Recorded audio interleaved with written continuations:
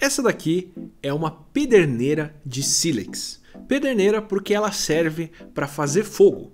Você pode fazer isso batendo uma pedra dessa daqui contra uma outra pedra que tenha traços de metal, ou pode fazer o que eu vou fazer aqui se você quiser facilitar a sua vida. Para acender com essa pederneira mais fácil aqui, o meu kit trouxe esse pedaço de ferro, esse arco de ferro aqui, que vai ser o que vai soltar a faísca quando eu bater nela. E para capturar essa faísca e fazer uma brasa fácil, eu tenho um pedaço de tecido carbonizado aqui que eu vou segurar junto, e aí ele vai pegar qualquer faísquinha voando, transformar ela numa brasa, e eu logo depois tenho que colocar aqui em cima desse pedaço de corda desenrolada, que essa fibra serve para pegar a chama bem fácil. Vamos ver se eu consigo fazer isso aqui, né? Porque vou dizer que eu não sou a pessoa mais habilidosa com sobrevivência. Então o negócio é bater aqui na pederneira até soltar a faísca e pegar a faísca que sair. Vamos ver se sai uma faísca fácil, né? Batendo no tecido, tô fazendo tudo menos faísca. Aqui. Ó. Veio aqui. Dá pra ver? Agora eu vou envolver aqui dentro.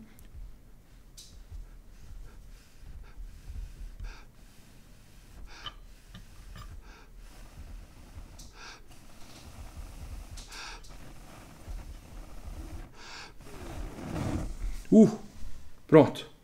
Abemos fogo. Agora que você sabe para que isso aqui serve, se você já não sabia, quanto você acha que isso vale?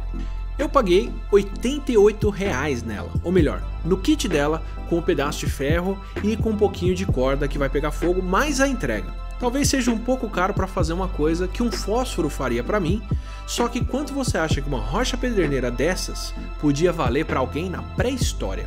Eu consigo até imaginar um ancestral nosso lá lascando pedra para poder fazer uma lâmina de sílex que é super afiada com uma rocha dessas, quando de repente ele descobre que batendo ela contra outras pedras consegue fazer faísca.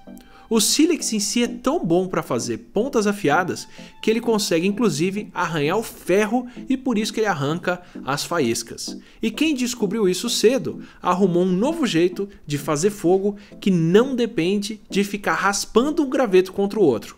Cansa muito menos e funciona mesmo em condições mais úmidas ou mais frias, o que pode não parecer muito hoje em dia, mas garanto que naquela época podia valer muito mais, talvez até a ponto de querer matar alguém para conseguir uma dessas. Hoje o sílex vale muito menos e eu não espero que muita gente pague quase R$100 para conseguir uma pederneira. Eu mesmo acabei comprando especificamente para poder falar disso aqui no vídeo, já que eu tenho outras formas mais práticas de acender um fogão. Uma pederneira hoje vale tão pouco porque a gente tem outras tecnologias bem mais eficientes para fazer o que ela faz. Como um isqueiro desse aqui, que ainda tem uma pederneira artificial aqui dentro, que faz a mesma coisa, esquenta uma lasca de metal que acende um combustível. No caso desse aqui, gasolina, que eu não coloquei. Só que é muito mais prático rodar aqui do que ficar batendo uma rocha na outra. Mas também podia ser o caso de um isqueiro a gás, que também serve para a mesma coisa, colocar fogo em outras coisas. E com tantas formas mais seguras, ou pelo menos menos trabalhosas de fazer fogo hoje em dia, uma pederneira dessas acaba valendo muito menos. Em compensação, agora na minha mão aqui eu tenho uma outra tecnologia de ponta, aliás, um outro tipo de ponta que não é mais a ponta de uma flecha. Esse aqui é um iPhone 6S, que já chegou a custar mais de R$4.000 em loja entre 2015 e 2016 para quem topava pagar. Mesmo hoje em dia eu garanto que ele vale mais do que uma pederneira por vários motivos. Tem o status, claro, essa maçãzinha aqui é um dos motivos que faz um celular da Apple valer quase o dobro do que ele custa para ser fabricado, só que também tem o que essa tecnologia aqui possibilita em termos de comunicação, a facilidade de acesso que ela me dá, o quanto eu posso trabalhar, viajar e fazer com ele por aí vai. É tranquilamente uma das tecnologias mais populares e mais procuradas atualmente pela humanidade, nas mãos de literalmente bilhões de pessoas. Não esse modelo aqui, claro, mas um smartphone com capacidades parecidas com a que esse tem. Agora, se eu pudesse voltar no tempo e dar esse celular na mão do nosso ancestral, que tá lá lascando pedrinha, garanto para você que ele daria muito menos valor pro celular do que a pederneira que ele tem na mão. pelo menos no aspecto prático. De repente, talvez esse celular servisse para raspar alguma coisa em cima ou para bater na pederneira e fazer faísca, mas eu garanto que não ia servir para muito mais do que isso. O valor que esse celular tem para mim hoje depende de uma infraestrutura enorme, de milênios de tecnologias que a gente inventou, séculos, se não pelo menos décadas de investimento em comunicação, de todos os programadores que desenvolveram o sistema e o ecossistema de aplicativos de celular e das bilhões de outras pessoas que têm um smartphone e participam desse uso comigo. O valor desse celular não está só no material e na mão de obra que ele consumiu para ser feito, ou no status que ele dá para quem usa, mas também em todo o uso que essa infraestrutura que a gente tem cria. E porque tantas outras pessoas têm um também. Ele pode valer isso agora, mas por exemplo, mesmo há 30 anos atrás, eu não teria tanto uso para ele. O valor de algo pode parecer uma coisa intrínseca, pode parecer bastante intuitivo para a gente pensar, porque a gente está o tempo todo vendo o quanto tudo custa ou o quanto a gente tem que trabalhar para pagar por algo. Só que na verdade esse valor é bastante relativo. Por mais que a gente tenha, claro, direto, o custo de extrair todo o material que foi usado no celular, ou até o custo que alguém teve de procurar e lascar um pedaço de sílex, o quanto cada tecnologia dessas vale de verdade depende muito de onde eu tô, com quem eu posso interagir com uma tecnologia dessas e principalmente das outras tecnologias que a gente tem disponíveis para poder interagir. Se eu de repente fosse parar em uma ilha deserta, ou se eu, sei lá, me perdesse no meio do mato, um lugar onde não tem nem antena, nem sinal de celular, a pederneira pode voltar a valer bem mais do que o celular, e o celular não valer mais nada a ponto de eu trocar ele por uma pederneira. O meu celular só vale muito pelo que ele pode fazer se eu tiver a infraestrutura certa para fazer isso. E o curioso é que isso não se aplica só ao celular ou, na verdade, qualquer equipamento eletrônico ou até analógico. Isso se aplica a muito mais que a gente não sabe o quanto vale até ter a tecnologia certa com a qual interagir.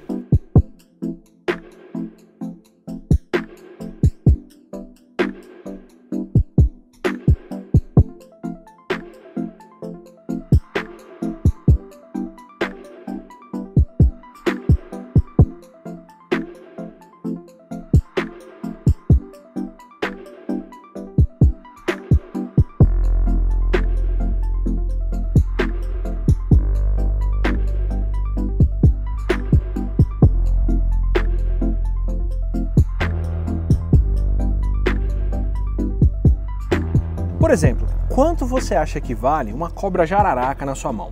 Se você tivesse uma por aí e de repente fosse legal aqui no Brasil, permitido vender animais silvestres, quanto dinheiro você acha que você faria com ela? De repente ela vale o preço da carne, ou o preço do couro, ou você consegue mais por ela viva se você estivesse vendendo para um criador ou para um colecionador.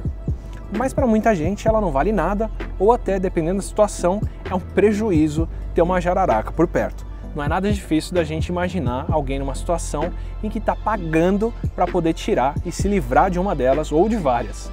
E se eu dissesse para você que uma jararaca pode valer milhões ou bilhões de dólares? A questão é quanta tecnologia você tem que ter para poder acessar esse dinheiro e esse valor. E pelo motivo mais contraintuitivo, pelo veneno delas. Afinal, a diferença entre remédio e veneno pode ser só a dose ou quem toma.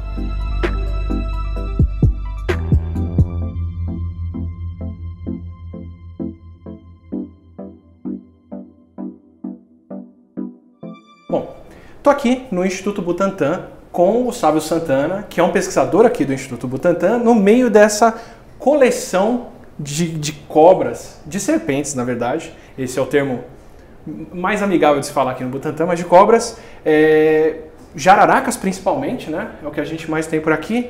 E por que isso, Sábio? Por que vocês colecionam esses pokémons aqui?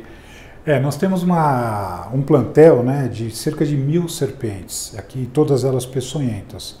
E a gente utiliza essas serpentes, a gente mantém elas em cativeiro para fazer a extração do veneno. Mas, na verdade, é isso que eu queria saber, assim, tem o Instituto Butantan, tem todo o projeto do Vital Brasil e tudo que veio aqui, e qual que é a ideia de juntar, de mandar todas essas cobras para cá? Por que vocês mantêm elas todas aqui? Então, com esse veneno que nós extraímos das serpentes, nós vamos produzir o soro antiofídico, que vai ser utilizado em caso de acidente com uma serpente. A pessoa vai no hospital, toma o soro antiofídico. Ele foi feito aqui? Que foi feito aqui, né, no Instituto. E também, além de produzir o soro, a gente utiliza para pesquisa. Então, Certo. muito da pesquisa com os venenos é a partir dos venenos daqui que vão ser feitas essas pesquisas. Tá, que tipo de pesquisa? Por exemplo, se eu tomei uma picada de jararaca, uma mordida de jararaca, ela injetou veneno em mim, eu não sei qual é a cobra, eu não sei qual que é a jararaca, como que eu vou saber? Eu não tirei uma foto, eu não fiz nada, como que eu vou saber que soro que eu tomo dela? Então, no Brasil, são cerca de 30 espécies de jararaca, por exemplo. Aqui no Instituto Butantan, nós utilizamos 5 delas para poder produzir esse soro. Então, independente da jararaca que te picou, o soro feito a partir do veneno dessas 5 é capaz de neutralizar qualquer acidente ofídico. É tipo um coquetel de veneno, Isso. quer dizer, tanto faz qual foi a jararaca, mas ele protege contra as outras também que não estão nessas 5? Não, por exemplo, vamos supor, a gente utiliza dessas 5 e uma que a gente não utiliza é a jararaca da Amazônia. Uhum. Mesmo que a pessoa na Amazônia seja picada por uma jararaca, esse soro vai estar protegendo e vai ser eficaz contra o veneno da jararaca da Amazônia. E isso vocês descobrem fazendo pesquisa por aqui? Isso, foi através da pesquisa que se decidiu que essas 5 espécies seriam suficientes para neutralizar todas. Entendi. Agora, a gente tem também, no caso do veneno do soro para jararaca, contra a jararaca, mas a gente também tem o soro contra o veneno da cascavel, Certo. contra o veneno Que da coral. também é um mix de cascavéis? Ou... No caso da cascavel a gente só tem uma espécie aqui no Brasil. Tá. No caso da coral também são várias espécies, mas a gente só utiliza 2. Porque também pesquisaram, descobriram que esses 2 cobrem o resto. Já seria suficiente. E a surucucu também é uma espécie só, então só ela que é utilizada. Isso eu não sei nem se foi uma jararaca ou uma cascavel que me picou, por exemplo. O médico, pelos sintomas, pode ter uma boa noção de qual foi. Mas mesmo assim que o médico não consiga definir, aí existe um soro que é feito metade da jararaca e metade da cascavel. Que legal. É um soro que a gente chama de polivalente. Então o médico liga e fala, olha, quero uma safra 2019, jararaca e cascavel, notas de cascavel brasileira e é isso que eu vou ter que tomar. Então, na realidade, ele não liga pra gente, os hospitais já têm esse soro, e esse soro foi produzido ou aqui no Instituto Butantan, ou no Instituto Vital Brasil no Rio de Janeiro, ou na Fundação Ezequiel Dias em Minas Gerais. Todas essas 3 instituições que produzem o soro enviam para o Ministério da Saúde, e esse soro então vai ser distribuído para as secretarias estaduais, Entendi. que por sua vez distribuem para os hospitais. Entendi. Então, o médico já vai ter lá na geladeirazinha dele o sorinho preparado para... Tá, mas aí você me falou que são 30 jararacas no Brasil, né? Umas 30 espécies. O soro tem 5. Por que vocês precisam de 1000 cobras aqui, então? Porque, na realidade, a gente precisa ter diversidade. E essa diversidade a gente precisa ter na idade. Então, a gente precisa ter jovens... O veneno dela muda com Muda. o tempo. Muda. Várias espécies têm mudança no Porque veneno. a dieta muda, né? Quando ela é pequena, ela come bicho menor. Depois, quando ela é maior, ela come bicho maior. Muitas jararacas, por exemplo, se alimentam de anfíbios na fase jovem e de roedores na fase adulta. E ocorre uma mudança do veneno. Legal, ela calibra o veneno para o bicho. Ela calibra o veneno. Então, machos e fêmeas, né? Entendi. Precisa ter Eles têm tamanho adultos, diferente também, né? Tamanhos diferentes, muitos acabam se alimentando pelo tamanho, também acabam preferindo itens alimentares diferentes. Legal. E mesmo procedência. Então, uma jararaca que ocorre desde Minas Gerais, a espécie ocorre desde Minas Gerais até o sul do Brasil, é importante que a gente tenha alguns animais do sul, alguns animais da região mais central de São Paulo, alguns de Minas Gerais, porque essa diversidade do veneno é que vai produzir um soro com uma melhor qualidade. Quer dizer, eu brinquei da safra, mas vocês estão de verdade fazendo um blend de venenos aí com bichos diferentes. Isso, é exatamente isso que a gente faz. Então, se você tomar um soro do Butantan, você está tomando um soro diferenciado, que é um blend de jararacas colhidas e mantidas por aqui fresquinhas, com a idade certa, com essa mistura toda para poder cobrir qualquer efeito que tiver. Isso mesmo. E como que é feito esse soro aqui? Então, o soro, a gente, primeira coisa, faz a extração do veneno da serpente, e aí esse veneno então vai ser injetado em pequenas doses no cavalo. Ah, vocês não deixam o cavalo ser picado? Não. A quantidade de veneno num cavalo ia ser muito grande, ele ia sofrer muito. Então, são pequenas doses que vão sendo dadas, e aí o sistema imunológico do cavalo é que faz que produz o antígeno contra o... E o cavalo, porque ele é grande, dá para tirar bastante soro? Isso. Ah, não é porque ele aguenta esse veneno? Ele aguenta e é grande. Outro animal que a gente poderia usar seria o gado, né? Seria o boi. Mas aí eles dizem que a lida do cavalo é mais fácil do que a lida do boi. Porque no fim eu preciso de um bicho dócil, que eu vou poder tirar 3 litros de sangue e isso não vai prejudicar ele, né? Eu acho que tira bem mais. É? Né? Caramba. Eu acho que chega na faixa de uns 6 litros. E quer dizer, então você tem que ter essas cobras aqui para poder colher o veneno delas, para aí fazer a composição e injetar no cavalo. A primeira etapa é a retirada do veneno. Então mostra pra gente como é que vocês fazem essa colheita. Sim, vamos fazer. Vamos ordenhar a jararaca. Eu só vou pedir para que você venha para cá. Certo. Porque são animais peçonhentos, então... Ué, eu não quero tanta intimidade com eles assim. Não faço muita vibe do biólogo que mete as caras. Então, no caso, nós vamos fazer a extração de uma Botrops jararaca, que é a jararaca daqui da região sudeste do Brasil. Então, antes de fazer a extração, de iniciar, a gente vai colocar ela dentro desse galão aqui. Já tá. Caramba, isso é ela pulando aí dentro? Isso. Ela é um pouquinho estressada, né? Mas isso é comum. Por isso que a gente pede para que a pessoa fique um pouquinho mais afastada. Rotina de São Paulo, né? Trânsito, ela não tá... Nossa, esse barulhinho é ela. Ela bate a cauda justamente para avisar. Tô aqui, não chegue perto. Mas foi tranquila lá para dentro. Aqui dentro tá com gás carbônico, então ela vai adormecer e aí a gente faz com uma maior tranquilidade. É importante, porque na realidade, quando a gente está fazendo a extração, a gente faz a extração de 40, 50 animais numa manhã. Então, se ela tivesse acordada, você vê que ela é um pouco mais agitada. Eu vou ter que brigar com ela, vou ter que fazer uma luta quase, né? E aí eu posso machucar, ela pode me picar. Então, para evitar isso, a gente coloca no gás carbônico, ela vai adormecer e a gente faz... É o mesmo motivo que o médico me anestesia para fazer uma cirurgia, né? É a mesma coisa. Imagina arrancar um dente, por exemplo. Vai arrancar um dente sem anestesia, né? Mas para ela é um procedimento super tranquilo, né?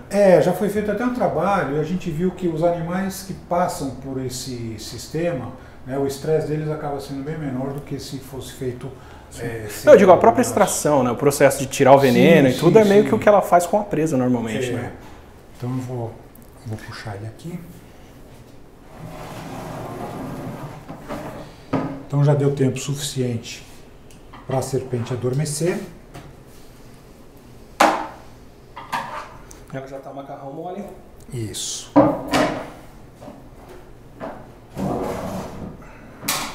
Eu já estou em posição de pulo. Que bonitinho. Deixa eu pegar ele e colocar aqui do lado. E aí você puxa o dente dela e isso já estimula ela a soltar o veneno. A gente coloca os dentes aqui para frente e aí a gente aperta atrás dos olhos. Aqui é onde tem uma glândula salivar. É onde tem a glândula. Essa já não é mais salivar, né? Ela já foi modificada, a gente já chama de glândula de veneno. Aí eu tô tirando, no caso aqui, a gente tô apertando devagar para vocês poderem ver o veneno pingando. No caso de um bote, ela injeta... Tudo de uma vez, né? Não injeta tudo, mas injeta uma grande quantidade de uma única vez. Esse animal, por exemplo, eu tinha falado em questão de meio ml, mas esse é um animal considerado grande, uma jararaca grande. Eu acho que aqui a gente conseguiu bem mais, 0,8, talvez até 1 ml mesmo. E sai do meio do dente dela, né? Na realidade sai da ponta do dente. É que faz a gota, e pode parecer que é do meio. Porque no final do dente tem como se fosse uma agulha hipodérmica, né? Então ela é chanfradinha. No caso das jararacas, cascavéis, o dente é oco, né? E tem uma ligação então com uma glândula de veneno direto por cima, e aí então acaba saindo pela ponta. Aí quando termina, por uma questão de higiene bucal, a gente passa por Lexidine, E aí então esse ela tem um sprayzinho bucal para voltar para a caixa. Tem várias serpentes que podem matar uma presa usando, por exemplo, um coagulante no veneno. O que basicamente vai transformar essa presa, ou o sangue da presa, numa casquinha gigante, num grande coágulo. O que é um problema se você levar uma picada, mas de repente, se você tiver um problema de coagulação sanguínea, pode ser uma terapia se você tiver que passar, por exemplo, por uma cirurgia. E tem uma série de outras enzimas, toxinas, moléculas no veneno das cobras que podem servir em várias situações diferentes. Elas têm coagulantes, têm anticoagulantes, têm peptídeos que aumentam a pressão sanguínea, têm peptídeos que diminuem a pressão sanguínea, tem moléculas que param os músculos e por aí vai. E se você souber usar na hora certa, na dose certa e para a pessoa certa, isso pode ser um remédio. É aí que está o segredo. O primeiro remédio moderno vindo do veneno de uma cobra veio justamente da jararaca aqui do Brasil. É o Captopril, que é um remédio contra a hipertensão que foi inspirado por quem percebeu na década de 1940 que as vítimas de picadas de jararaca sofrem de pressão baixa. O pesquisador que estudou o veneno atrás do que fazia a pressão cair foi o Sérgio Ferreira, que trabalhou na Faculdade de Medicina da USP de Ribeirão Preto. Só que ele saiu daqui na década de 60 por conta da ditadura e foi fazer pós-doc na Inglaterra, onde ele descobriu o peptídeo que fazia a pressão baixar, e o orientador dele lá, o John Vane, inclusive ganhou o Nobel da Medicina pela pesquisa com medicamentos. Agora, como toda tecnologia, o valor desse peptídeo e do veneno da jararaca em si depende. O que acontece aqui é que a quantidade desse peptídeo no veneno de uma cobra é tão pequena que não tem jararaca suficiente para poder extrair veneno para fazer um remédio, pelo menos não um remédio que tem um preço praticável que a gente pode pôr à venda. Então, de novo, o valor dependeu do contexto, e quem teve o contexto certo para poder fazer uso desse valor foi uma farmacêutica americana, que conseguiu sintetizar esse peptídeo em laboratório para não depender das cobras para extrair o veneno, e patenteou o processo na década de 70. Eles tiveram o dinheiro e a infraestrutura para poder fazer isso em laboratório, sintetizar o peptídeo e depois testar ele nas pessoas e seguir o desenvolvimento até lançarem um medicamento baseado nele, que é o Captopril, que aqui no Brasil se chama Capotem. Foi um processo que com certeza não foi barato, mas eu te garanto mesmo que ele se pagou, porque por muito tempo o Captopril foi o remédio para hipertensão mais usado no mundo. Rendeu bilhões para quem fez isso. Gastaram muito no processo, mas fizeram muito colocando ele no mercado. O problema é que precisaram de muito dinheiro para poder fazer mais dinheiro. E como no caso do celular, tudo dependeu de quem investiu para poder ter essa infraestrutura. Nesse caso foram laboratórios, centros de pesquisa, anos e milhões gastos para poder entender como o Captopril funciona. Isso sem falar na formação de todo mundo que trabalhou nesse processo e que fez essa pesquisa.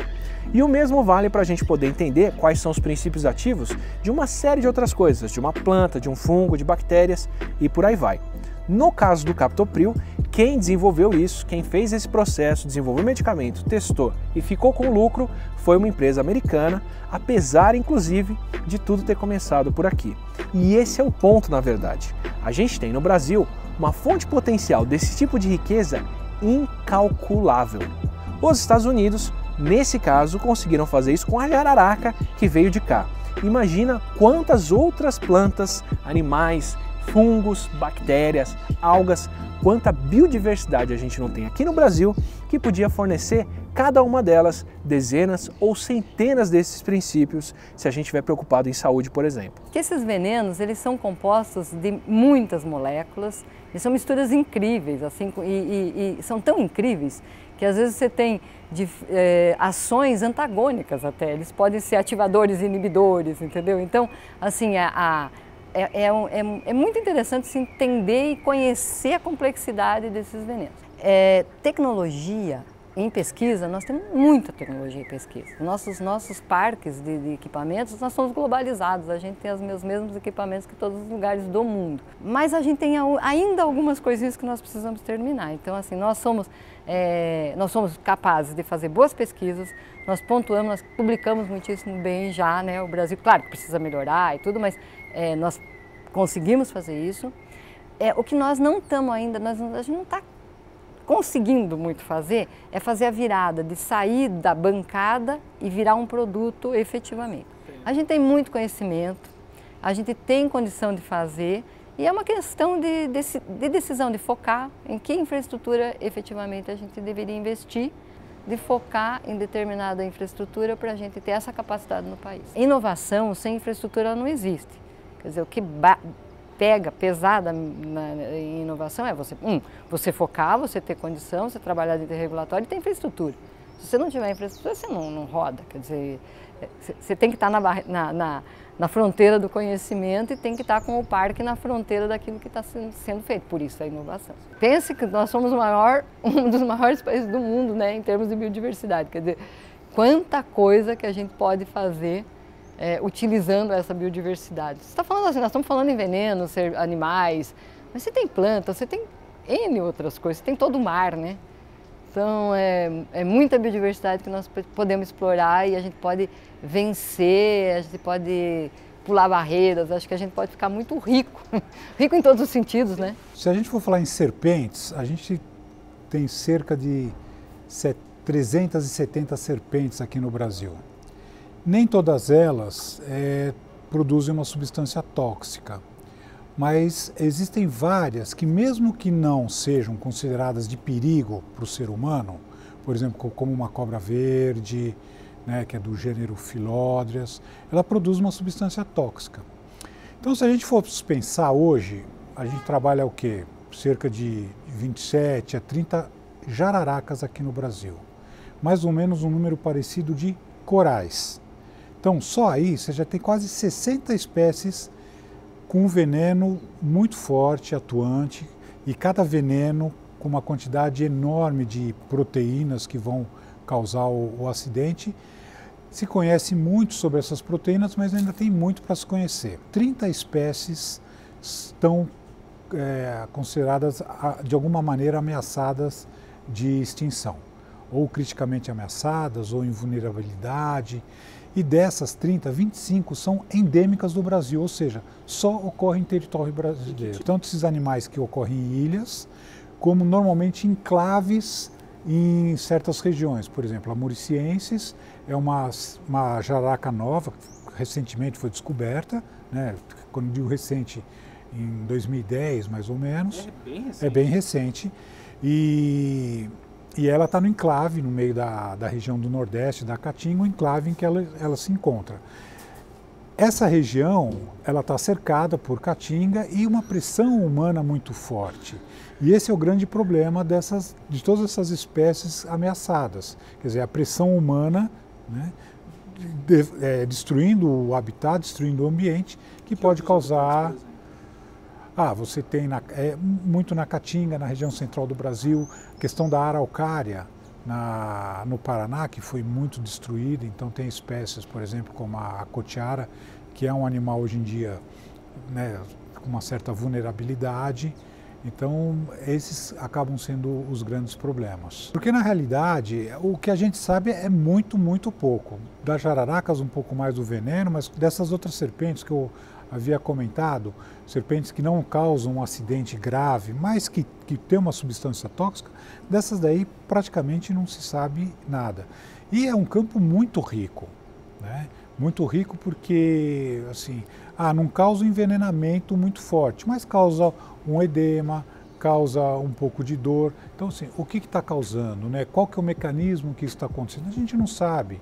E é, de repente, através desses mecanismos que a gente vai descobrir coisas muito interessantes. Quando a gente derruba 1 quilômetro de cerrado, de mata atlântica ou de mata amazônica para conseguir madeira, criar gado ou plantar, a gente está extraindo um valor daquele espaço. Enquanto com a infraestrutura certa de pesquisa e desenvolvimento, a gente podia fazer muito mais do que isso, sem perturbar nada além da folhinha que a gente extrair para estudar. O mercado de carne bovina exportada pelo Brasil cresceu em 2018 e chegou em 5 bilhões de dólares. A exportação de frangos chegou a quase 6 bilhões de dólares e meio. Enquanto isso, só o mercado de remédios contra a hipertensão valia quase 30 bilhões de dólares em 2015. A categoria do captopril valia 1,7 bilhão desses dólares. Uma droga feita a partir de um componente do veneno de um animal que a gente tem aqui, sem precisar matar uma jararaca ou queimar um pedacinho de cerrado ou mata amazônica para criar gado. E para a gente saber quanto isso vale, a gente vai depender muito de duas coisas: o conhecimento que você tem e o uso que você dá para esse conhecimento. Conhecimento hoje em dia vem da ciência feita em lugares e instituições como o Butantan e outras instituições de pesquisa no mundo, a maioria delas públicas inclusive, que fazem o mesmo processo de coletar, catalogar, entender os organismos e depois escolher alguns deles para poder olhar mais de perto para a gente poder entender como eles funcionam. E o que a gente pode usar deles, qual o conhecimento que a gente pode transformar numa tecnologia, se esse for o interesse. O que também vai depender dessas instituições de pesquisa serem equipadas e contarem com gente capacitada. Sem a pesquisa, sem a infraestrutura, sem gente capacitada aqui no Brasil, o nosso destino vai ser continuar dependendo de tecnologias que foram produzidas fora, que valem fortunas para quem fez, pelas quais a gente paga fortunas, ao invés de lucrar com elas, mesmo se forem feitas com base na nossa natureza aqui. E enquanto a gente usar os nossos recursos biológicos da pior forma, enquanto a gente achar que está sendo produtivo, usando uma das maiores florestas e das mais preservadas e mais valiosas do mundo, simplesmente destruindo ela para cultivo e criação, a gente está de verdade queimando dinheiro sem saber. A gente está transformando uma coisa que, claro, ia custar caro para ser estudada e transformada, mas que com certeza poderia virar um medicamento que pode valer por grama mais do que a gente ganha pela tonelada do que é cultivado ou criado nessa terra quando essa natureza é queimada e vira uma terra produtiva. Assim como para o homem das cavernas, para a gente poder usar os nossos recursos para eles terem mais valor, a gente tem que parar de colocar fogo no que a gente tem por aqui, no que a gente extrai e começar a construir com conhecimento. Quem sabe assim a gente pode salvar vidas no processo.